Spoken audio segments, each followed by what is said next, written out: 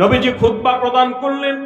নবীজি বললেন, ও আমার উম্মতেরা, ও দুনিয়ার মুসলমানেরা, ভালো করে শুনে রাখো, তোমাদের আগে একটা জাতি অতিবাহিত হয়ে গিয়েছে, যারা তাদের পয়গম্বরদের এবং ধর্মীয় নেতাদের কবরগুলিকে তারা সেজদার স্থানে পরিণত করেছিল। ও আমার উম্মতেরা, আমি দুনিয়া থেকে বিদায় নেওয়ার পর খবরদার আমার কবরকে তোমরা সেজদার স্থানে পরিণত করো না।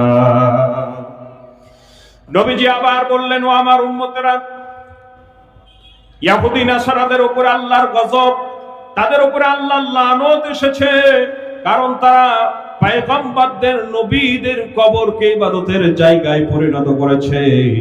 ও আমার উম্মতেরা, আমি দুনিয়া থেকে বিদায় নেওয়ার পর খবরদার আমার কবরকে তোমরা ইবাদতের স্থানে পরিণত করো না।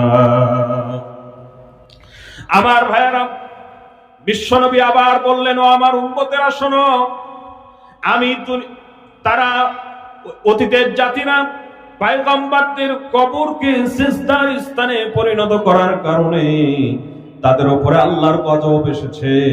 ও আমার উম্মতেরা, আমি দুনিয়া থেকে বিদায় নেওয়ার পর খবরদার আমার কবরকে তোমরা ইবাদতের স্থানে পরিণত করো না।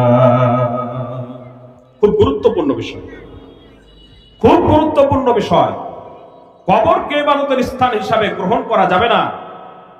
ইবাদতের মাথা নত হবে, সেজদা হবে শুধুমাত্র আল্লাহর জন্য। কার জন্য?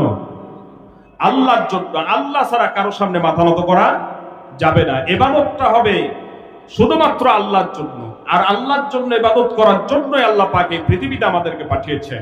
ওমা খালাকতুল জিন্না ওয়াল ইনসা ইল্লা লিয়াবুদুন। আল্লাহ পাক বলছেন, আমি জিন এবং মানুষকে সৃষ্টি করেছি শুধুমাত্র আমার ইবাদত করার জন্য। সুতরাং এই মাথার দাম অনেক, যেখানে সেখানে মাথাকে নত করা যাবে না।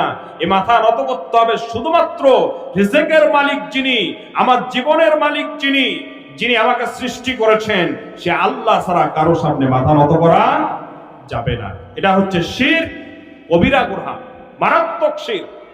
শুধু শিরক না, আল্লাহ পাক বলছেন শিরক হচ্ছে অত্যন্ত মারাত্মক অপরাধ। সুতরাং মাথা আল্লাহ ছাড়া কারো সামনে নত করা যাবে না। এই নবীজি এ কথাই বললেন যে খবরদার আমার ইন্তেকালের পর আমার কবরকে তোমরা ইবাদতের স্থানে পরিণত করো।